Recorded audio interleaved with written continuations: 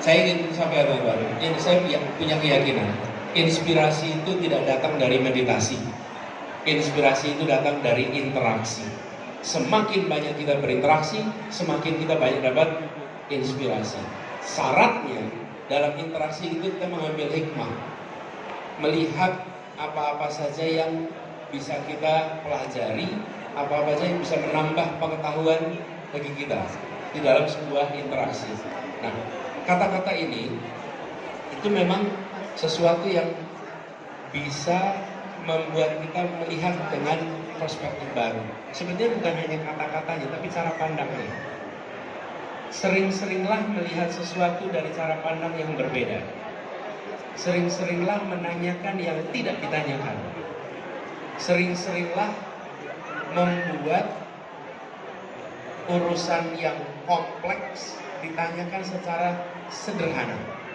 Karena dari cara berpikir itulah baru muncul kata-kata. Jadi bukan kata-kata saja, kata-kata itu terjemahan dari pikiran. Nah, dari mana kita belajarnya ya? Baca, mendengarkan. Kawan-kawan sekalian, saya belajarnya dari baca dan dengar orang bicara. Saya mendengarkan begitu banyak orang bicara. Ini seperti sekarang di sini teman-teman mendengarkan saya sedang bicara. Teman-teman perhatikan apa yang boleh ditiru dan apa yang jangan ditiru dari bicaranya Anis. Pilih tuh, do-nya apa, don't-nya apa. Dan saya selalu perhatikan begitu. Ini ketika saya masih kuliah, kami di Jogja itu mengundang begitu banyak orang datang. Setiap kali orang datang itu kami perhatikan. Ini nih yang benar begini nih, yang enggak begini nih. Jadi bukan belajar dari satu orang, tapi belajar dari begitu banyak orang. Kemudian buku, buka sebuah tulisan artikel, buka artikel lalu kita baca, ini artikel mubeng-mubeng nggak jelas. Ada begitu baca artikel sistematis sekali, langsung. Nah, kalau saya menulis saya harus bikin yang sistematis. Kalau saya membuat karya jangan mubeng-mubeng. Jadi ketika kita melihat sesuatu yang baru, kita lakukan assessment, lalu gunakan itu untuk diri kita. Saat saya bicara, saya jangan tiru yang ABC. Saat saya menulis, saya jangan tiru yang ABC. By the way, membuat daftar don'ts itu lebih mudah daripada membuat daftar do. Percaya saya. Oke, membuat daftar don'ts itu lebih mudah daripada membuat daftar do. Write your don'ts itu akan membuat Anda tahu persis yang harus dihindari. Karena yang harus dikerjakan banyak sekali, tapi yang dihindari lebih sedikit. Nah, ini yang misalnya begini. Kalau jadi pemimpin tuliskan 5 hal yang jangan. Nah, itu lebih mudah. Daripada kalau jadi pemimpin tuliskan 50 hal yang harus dikerjakan. 5 hal yang jangan. Itu semua lebih mudah. Daripada jangan A, jangan B, jangan C, jangan D, gampang gitu. Nah, sama jadi bicara nulis. Nah, jadi Ciki yang saya bayangkan kalau kita semua melihat kata-kata bukan kata-kata sendiri, di balik kata-kata itu ada gagasan, ada pikiran. Kita harus konsentrasi pada pikirannya, cara berpikirnya, kemudian perspektif baru. Teman-teman, ada sebuah buku lama sekali, saya baca ini mungkin buku ini buku tahun 80-an. Masih ada apa enggak ya? Di Google sebentar. Berapa itu Pak baca buku itu? Coba di Google sebentar. Namanya Breakthrough Thinking. Buku itu buat saya berpengaruh sekali pada masa itu. Saya masih kuliah. Breakthrough Thinking. Udah gitu, zaman mahasiswa nggak beli pula, fotokopi kita. Mohon maaf para penerbit. Jadi kami waktu itu di Jogja bikin fotokopiannya, walaupun covernya seasli, sebagus asli yang gitu kira-kira. Tapi buku Breakthrough Thinking itu memancing pada saya ini untuk melihat bagaimana selalu mencari sudut pandang baru dalam urusan apapun. Indikator paling sederhana seseorang itu melakukan breakthrough thinking atau tidak, itu Anda dari rumah ke kantor, rumah ke tempat kerja, jalannya sama terus atau gonta-ganti. Tahun berapa itu? Oh, wih, ternyata ada banyak. Oh, nanti dah lagi. Bisa baca buku itu gimana Pak ceritanya Pak?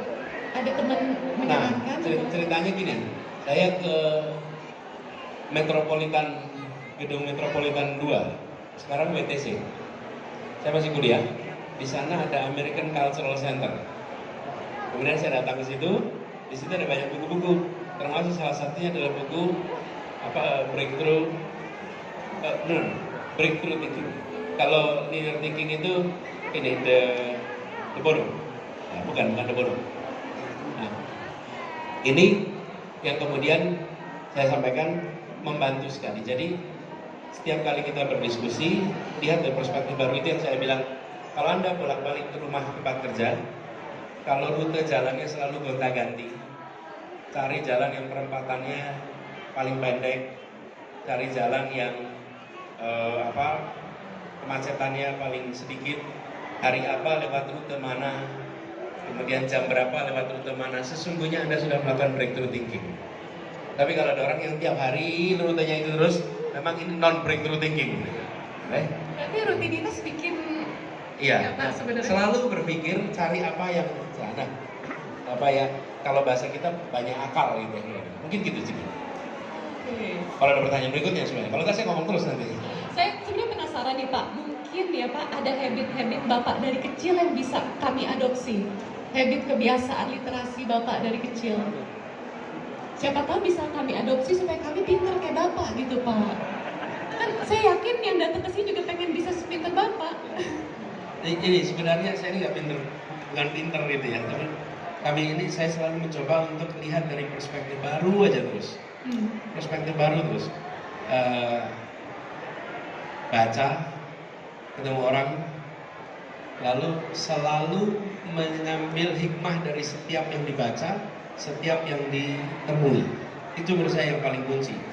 Dan mau terbuka mendengarkan, mau terbuka melaksanakan yang didengarkan. Jadi kalau mendengarkan sesuatu menarik, follow up, jangan diam. Follow up, jangan diam. Kakek saya itu pernah memberikan sebuah nasihat. Saya sedang duduk di teras depan rumah, lalu beliau memberikan pesan, jangan duduk diam. Kalau duduk harus baca. Berarti Jangan duduk diam, tapi kalau duduk harus baca. Jadi jangan duduk diam di teras gitu, ngapain? Jangan. Kalau duduk jangan duduk diam, tapi harus duduk sambil baca. Dan itu saya ingat terus kemudian, karena beliau adalah pembaca dan beliau adalah penulis. Nah ini yang juga saya boleh sampaikan, baca terus, apapun itu. Nah tantangan kita sekarang ini, kita tidak membaca, kita scanning. Lihat WA grup, habis itu lupa WA-nya mana yang tadi dibaca. Saking banyaknya grup, sampai lupa tadi fotonya di sebelah mana ya dari yang semua. Jadi dari reader menjadi scanner, ini yang menurut saya harus kita. Itu seperti apa tuh Pak, kalau lebih dielaborasikan? Dari reader menjadi scanner? Ya, misalnya begini, dengan adanya informasi yang membludak, maka potensi kita untuk melakukan refleksi atas yang kita baca itu menurun.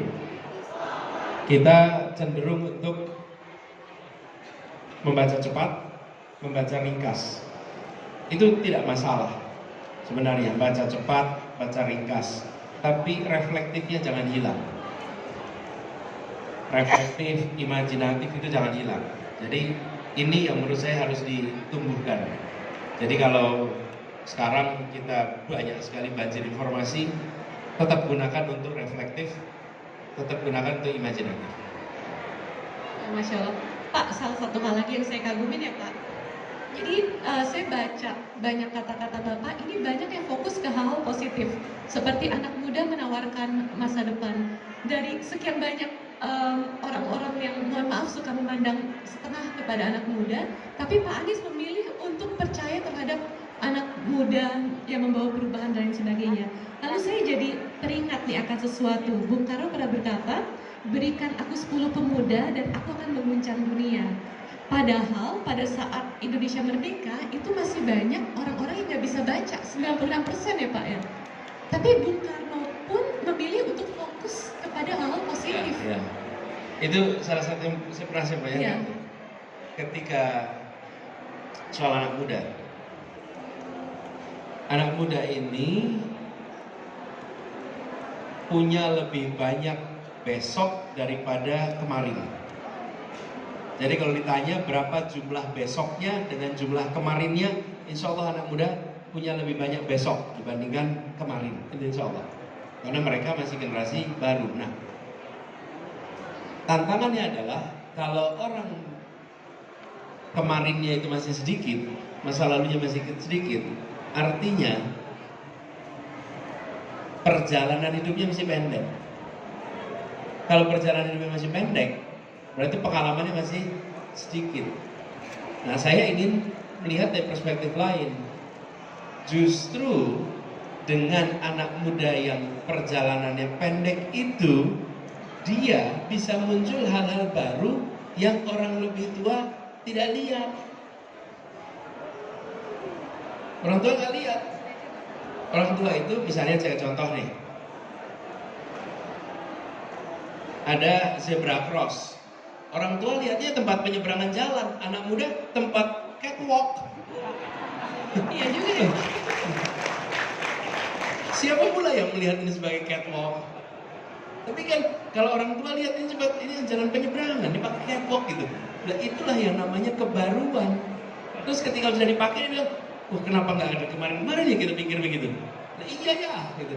Nah itulah anak muda, dia punya perspektif yang beda.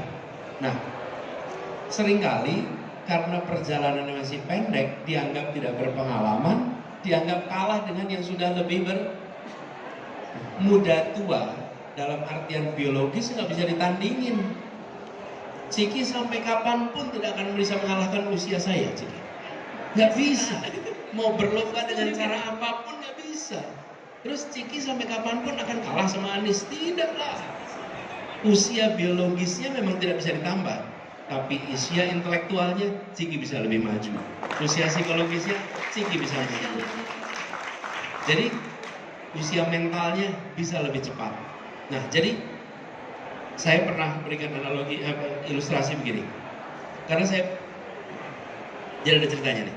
Saya pulang dari Amerika, pulang kerja di sini, nyetir sendiri. Kira-kira 6 bulan, 8 bulan, terus habis itu baru punya supir. Di awal itu memang tidak mau punya supir karena tidak ingin punya driver, sederhana. Nggak tega disetirin, karena bertahun-tahun itu nggak pernah disetirin. Jadi disetirin itu rasanya kayak sesuatu yang nggak pas. Akhirnya dengan kemacetan di Jakarta, give up juga. Harus disetirin, nggak mungkin tuh parkirnya dan lain-lain. Disetirin. Nah, lalu saya melakukan rekrutmen kan atas driver. Saya ini ketika di Jakarta, tinggal di Jakarta, pakainya peta. Di mobil saya ada peta. Kemanapun saya buka peta. Kalau saya orang Jogja, kesini kan buka peta. Kemanapun, mau pergi pun lihat tuh. Dan itu membantu sekali. Saya selalu cari rute-rute. Saya punya gambar jalan tikus yang bahkan lebih banyak daripada orang yang sudah lebih lama di Jakarta. Hanya karena saya buka peta terus setiap pergi kemanapun. Petanya masih ada sampai sekarang. Nah, waktu saya wawancara pengemudi, ada yang sudah 4 tahun, ada yang sudah 8 tahun, 6 tahun. Lalu jalan, di situ saya menemukan contoh. Ada orang yang pengalaman atau begini, sudah bekerja sebagai driver selama 2 tahun, tetapi pengalaman yang nilainya 4 tahun. Ada orang yang sudah bekerja sebagai driver 4 tahun, tapi pengalamannya 2 tahun. Kenapa? Karena yang 2 tahun itu setiap hari dia selalu mencari hal baru. Sehingga dia punya pengalaman lebih banyak daripada yang jalanin 4 tahun tapi begitu-begitu saja. Dari situ saya punya makin kuat keyakinan bahwa anak muda yang dia tawarkan adalah kebaruan. Jadi saya pernah pesan pada teman-teman mahasiswa, kalau Anda nanti masuk wawancara, ruang wawancara ditanya, saudara punya pengalaman apa? Maka jawabannya gini kira-kira. Gimana Pak? Kalau Bapak mencari masa lalu, cari orang tua. Kalau Bapak membutuhkan masa depan, maka saya siap untuk membantu masa depan Bapak. Karena saya di ruangan ini tidak menawarkan masa lalu Pak. Jadi kalau Bapak tanya pengalaman apa, saya nggak punya masa lalu Pak. Tapi kalau Bapak perlu masa depan, Bapak rekrut saya. Insya Allah saya akan siapkan masa depan buat Bapak. Buat anak-anak muda yang mau daftar kerjaan bisa pakai kata-kata itu ya Pak ya. Tapi kalau soal kata-kata Bapak yang suka dipakai, saya jadi ingat nih Pak, kan saya lagi tesis nih, tapi jujur tesisnya masih belum selesai. Ada salah satu dosen saya, juga dosen di UGM, bilang, kata Pak Anies pernah bilang skripsi yang baik adalah skripsi yang selesai. Itu walaupun saya udah lewat skripsi sekarang tesis ya, tapi kan itu mirip-mirip tuh Pak. Itu bisa muncul kata-kata itu gimana sih Pak? Iya. Gimana, kalau tanya gimana ya, jadi itu juga ngobrol. Macam-macam loh Pak kata-kata Bapak. Waktu ngobrol itu ngobrol soal disertasi, orang yang nulis sesuatu lama sekali. Ini kejadian di waktu saya lagi kuliah juga, disertasi lama sekali. Pikir-pikir disertasi itu untuk apa ujungnya? Kan untuk selesai. Iya Pak. Untuk selesai. Jadi waktu itu saya ngobrol tentang what is a good dissertation? Good dissertation is a bookable dissertation. Disertasi yang bisa dijadikan buku. Oke. How long will it take? Macam-macam lah panjang. Terus saya bilang, I think a good dissertation is a done dissertation. Jadi disertasi yang bagus dan disertasi yang selesai. Berarti mending selesai dulu ya Pak ya? Jadi bagi yang lagi nulis skripsi, udah lagi cari literatur banyak-banyak, dengar kalimat ini tuh terus kayak patah semangat gitu. Ya, ternyata yang penting cuma selesai. Bukan. Bagaimanapun juga Anda nanti punya kebanggaan atas Anda tulis. Tapi jangan lupa bahwa skripsi itu harus ada selesainya. Banyak orang yang atas nama skripsi melakukan penundaan penyelesaian. Kuliahnya tertunda, kemudian kegiatan atas nama mau bikin skripsi yang lebih baik. Gini, selesaikan itu, kalau mau membuat itu menjadi buku, kerjakan sesudah selesai di depan Dewan Penguji. Gitu kira-kira. Wow, tepuk tangan Mas Anies. Terima kasih loh Pak, kata-kata itu jadi motivasi saya buat nyelesain tesis. Jadi kebayang, oke, nggak usah terlalu macam-macam, yang penting selesai dulu, biar bisa berbuat hal bermanfaat lainnya. Iya, dan bilang itu sebagai karya awal aja. Iya Pak. Memang ini cara pandang kok, kadang-kadang teman-teman. Sama seperti kita sering bilang, saya ingin bedakan ya antara sekedar menyusun kalimat dengan kita berpikir. Saya lebih cenderung latihlah untuk berpikir kritis. Latihlah untuk berpikir analitis. Latihlah untuk berpikir dengan kebaruan. Dari situ nanti akan muncul kata-kata dan perbuatan yang mencerminkan berpikirnya. Jadi jangan konsentrasinya pada bagaimana saya merangkai kata-kata. Karena di balik kata-kata Karena ada rangkaian gagasan. kata-kata itu bukan seperti pengalaman saya, bukan kita duduk di dalam meja mencoba mencari tagline, tidak. Itu adalah dalam sebuah diskurs dan sering-seringlah Berinteraksi. berdiskusi. Karena itu saya kalau misalnya seperti talk show, saya lebih menyenangi talk show yang pertanyaannya itu tajam, Oke, cepat. Pak. Bukan buat Ciki ini, bukan. Takut mau motong Bapak, sungkan. Tapi penasaran juga mau dengar cerita Bapak Ya, soalnya. saya misalnya wawancara televisi, wawancara yang cepat, tajam, itulah yang merangsang kita untuk berpikir.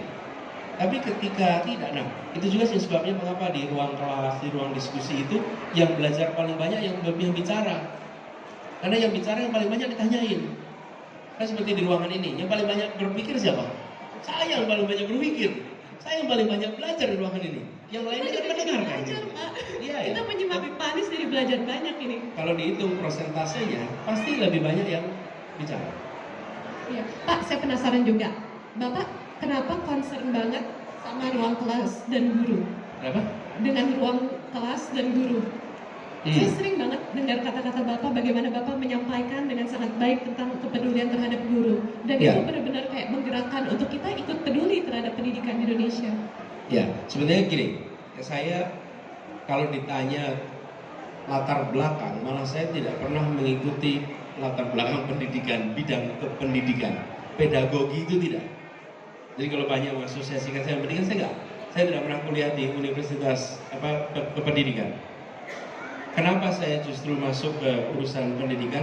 Justru karena saya background ekonomi, master saya ini bidangnya moneter. Moneter tentang nilai tukar rupiah, makroekonomi. Waktu saya kuliah ngajar di Paramadina, saya ini mengajarnya makroekonomi, Banyak yang mengira saya ngajari ilmu politik. Bukan, saya ngajari makroekonomi, bilangnya ekonomi. Semakin saya belajar ilmu ekonomi, makroekonomi, semakin saya menemukan jawaban bahwa kemajuan kesejahteraan sebuah bangsa sangat ditentukan oleh kualitas manusianya. Dan kualitas manusia itu ditentukan oleh kualitas pendidikan. Dan sebagian dari pendidikan itu ada di dalam pengajaran. Dan sebagian pengajaran itu ada dalam persekolahan. Oke? Kualitas manusia, bawahnya pendidikan, bawahnya pengajaran, bawahnya persekolahan. Persekolahan itu unsur yang paling kecil di antara sebuah proses panjang. Tapi ini yang terstruktur. Dalam pengajaran itu ada kurikulum, ada silabus, ada buku, sehingga sistematis. Nah, bangsa-bangsa yang maju semuanya konsentrasi di sini. Korea Selatan dalam waktu 60 tahun meraih yang diambil oleh Eropa Barat dalam waktu 350 tahun. Kenapa mereka bisa mengejar 60 tahun? Karena mereka melakukan bypass lewat pendidikan. Dia tidak punya minyak, dia tidak punya gas, dia tidak punya itu semua kekayaan alam. Yang dia punya adalah kualitas manusia. Dari situlah muncul kalimat, kesimpulan saya, kekayaan terbesar bangsa Indonesia adalah manusia Indonesia. Itu kekayaan terbesar kita. Nah, tapi perhatikan lagu-lagu kita. Lagu-lagu kita ini memujinya alam semua. Coba lihat. Lagu-lagu kita. Coba Anda perhatikan lagu tentang Indonesia. Pujiannya apa? Nyiur melambai, alam yang indah. Mana pujian pada manusianya? Satu-satunya yang secara serius memuji manusia itu namanya lagu Ibu kita Kartini. Yang lainnya kita puji alam semua. Kita ini mengglorifikasi alam dan melupakan kekayaan terbesar bangsa kita. Tapi kekayaan ini semuanya sifatnya potensi. Teman-teman yang duduk di ruangan ini, di ruangan ini terdidik semua insya Allah. Soal terdidik semua, betul kan? Kalau tidak terdidik mana pula ke book fair? Cek. 3 generasi, 2 generasi di atas Anda melek huruf atau buta huruf? Hampir pasti buta huruf Latin, hampir pasti. Cek 2 generasi, 3 generasi, pasti. Kenapa? Lalu 96% penduduk kita itu buta huruf Latin kok. Tahun 45 itu 96% itu buta huruf. Anda merasakan bukan peningkatan kualitas hidup karena pendidikan? Yang membuat Muslim duduk di sini, saya di sini, Ciki di sini, kan bukan latar belakang orang tuanya, tapi pendidikannya apa, bukan? Yang membuat bangsa Indonesia akan berada di mana di konstelasi dunia adalah kualitas pendidikan yang dimiliki oleh bangsa ini. Pasti. Jadi saya melihat kenapa pendidikan jadi penting untuk maju. Lihatlah negara-negara penghasil energi. Mereka kaya raya, rumahnya mewah, pemerintahannya pun tidak perlu demokrasi. Kenapa? Warganya nggak bayar pajak, pemerintahnya uangnya dari sumber daya alam. Apakah mereka jadi contoh kemajuan dunia? Tidak, mereka menjadi importir kemajuan dunia. Mereka jadi importir kemajuan dunia. Jadi yang mereka bisa lakukan adalah beli hasil pikiran orang lain, tapi mereka tidak menghasilkan. Itu sebabnya kenapa penting bagi kita untuk meningkatkan kualitas manusia. Dan disitulah kemudian saya bicara pendidikan. Nah, daripada bicara pendidikan sebagai pengamat, lebih baik berbuat. Untuk berbuat, buatlah dengan Indonesia mengajar. Karena cita-citanya, saya bercita-cita begini kira-kira. Kalau hanya saya sendiri yang peduli soal pendidikan, maka saya hanya menjadi satu dari sekian belas ratus orang mungkin yang terus-menerus menulis soal pendidikan. Tapi kalau saya rekrut anak-anak muda terbaik, dikirimkan ke pelosok menjadi guru selama 1 tahun, lalu sesudah itu mereka justru masuk ke private sector dan menjadi pemimpin-pemimpin di private sector, maka kita akan punya pionir-pionir pendidikan yang peduli pada pendidikan karena pengalaman pribadinya di sektor-sektor strategis Indonesia masa depan. Karena itulah kemudian rekrut mereka biarkan ke desa, dan ingat, boleh dicek kalau mereka pada pulang. Saya selalu katakan pada mereka, Anda punya pilihan 3 sektor. Sektor pertama pemerintahan, sektor kedua swasta, Sektor ketiga adalah ya biasa disebut sektor ketiga. Ada universitas, ada NGO dan lain-lain. Dan di situ saya sampaikan masuklah ke private sector, jangan takut. Karena kita membutuhkan di private sector pemimpin-pemimpin yang kompetensinya itu world class tapi hatinya grassroots, pengalamannya grassroots. Jadi tujuannya adalah untuk membuat agar yang peduli pada pendidikan bukan hanya orang di kampus, bukan hanya orang di dunia sektor ketiga, tapi di sektor kedua, sektor private. Gitu kira-kira. Masya Allah. Tepuk tangan buat Pak Anies. Pak, sebelum ini berakhir, saya ada pertanyaan Pak. Kan saya tuh akrab dengan istilah pelibatan publik ya, kalau mendengar tentang Pak Anies, tentang relawan, pelibatan publik dan hal-hal yang berbau dengan kayak publik itu harus menciptakan kebaikan yang kolosal bersama-sama. Itu tuh sejarahnya gimana sih Pak? Bisa terjadi pemikiran seperti itu? Ini refleksi lagi. Sama seperti soal pendidikan itu refleksi.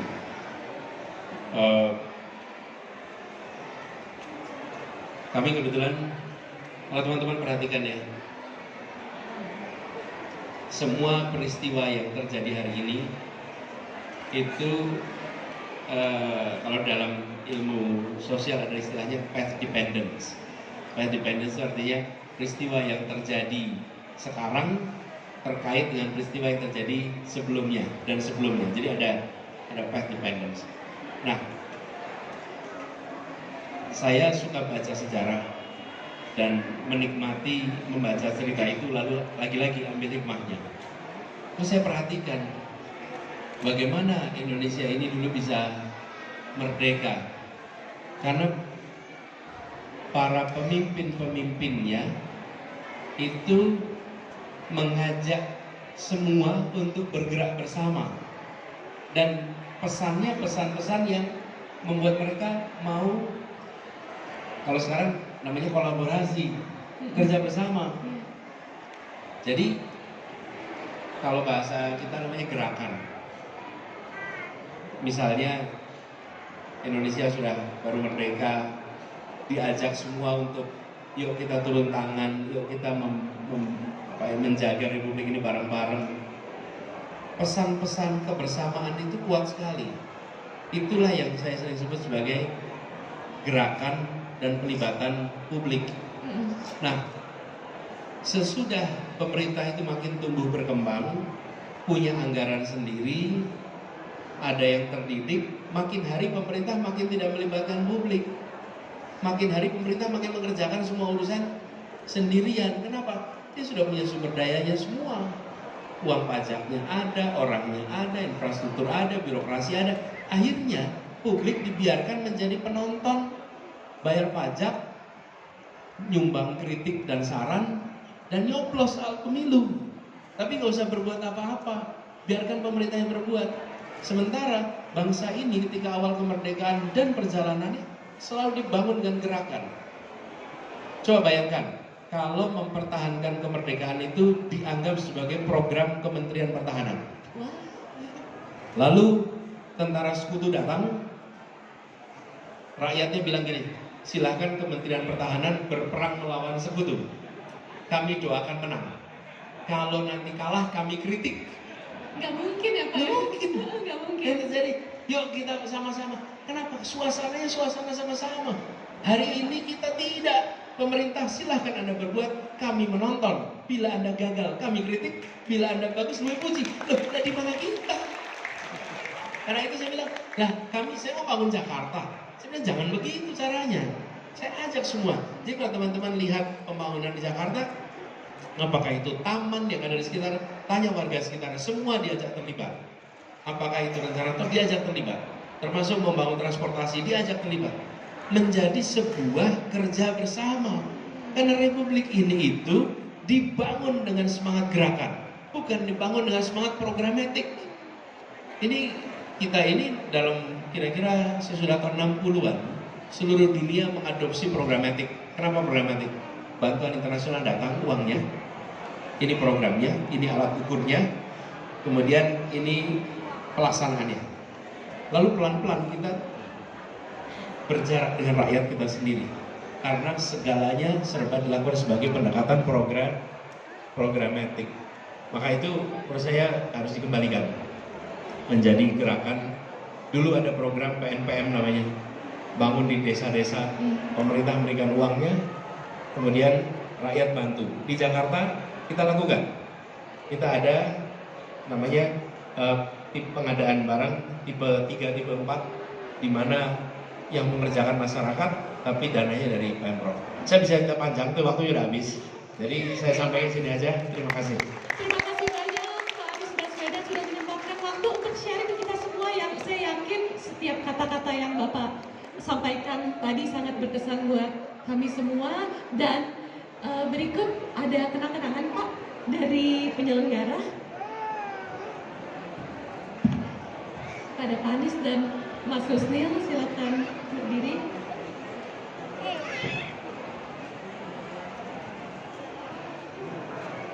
Ini Pak, ada kenang-kenangan yang akan diberikan oleh Pak Lukman langsung selaku penerbit. Ayo. Ayo. Ayo.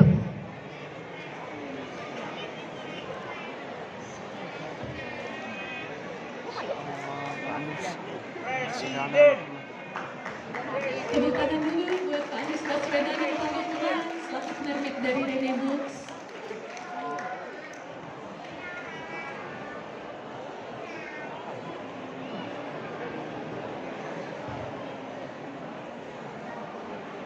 Makasih banyak Pak Lukman sudah berinisiatif untuk membukukan buku ini.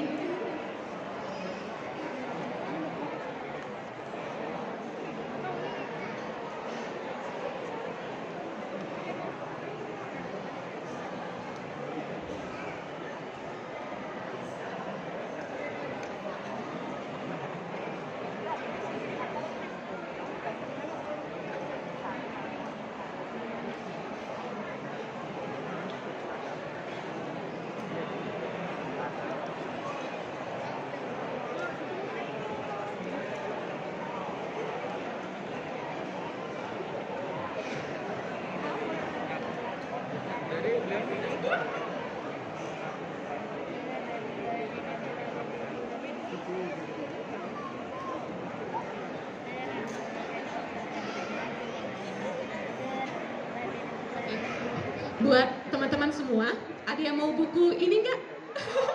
Wow, banyak banget. Oke, siap. Jadi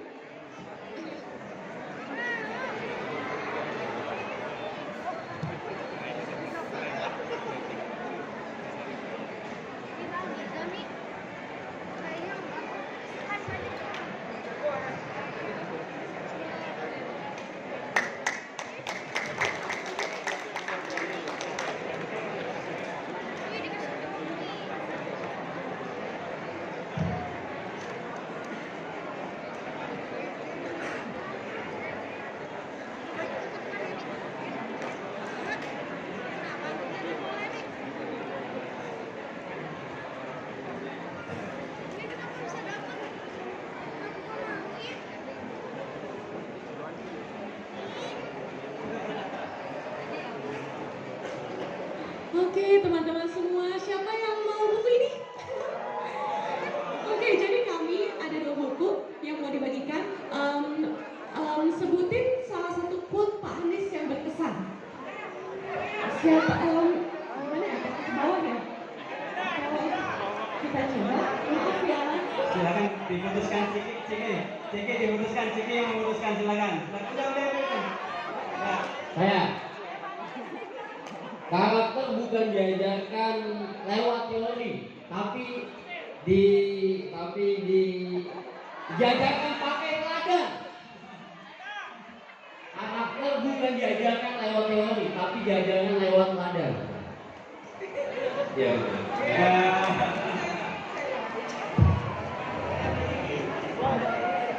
Selanjutnya nih. Oke. Selanjutnya saya Putih, mahasiswa Papua. Ini kondisi di Istana Book Fair di Stasiun Senayan sangat ramai di momen Pak Anies menjadi pembicara. Dan dalam bahasa Reaksinya, be optimism with this republic. Optimislah dengan republik ini Indonesia. Terima kasih. Pernah ya? Gimana Kak? Memang saya selalu bilang gitu. Republik ini republik yang kita harus optimis dan republik ini terus mengecewakan mereka yang pesimis.